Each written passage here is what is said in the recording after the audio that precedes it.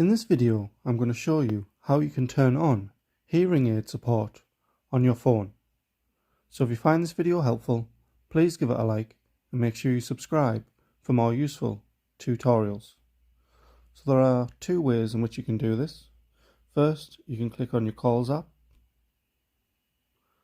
and then select the three dots on the top right hand side. Then go into Settings. Once you're on here, just scroll down and you should see Other Call Settings. So you just want to click on that. And you should see in the middle, Hearing Aid Compatibility. Adjust your phone's audio so it works better with hearing aids. So obviously you can just toggle that on if you wish to do so. And also, if you come out of here, if you go into Settings, if you scroll down until you see Accessibility, you want to click on there. And in the middle, you should see Hearing Enhancements. So you just want to click on that.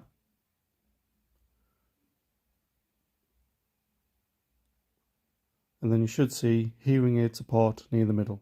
So you just want to click on there. And again, it'll give you the same option to turn on hearing aid compatibility. So obviously you can just toggle that on there. But also you'll have Bluetooth hearing aids.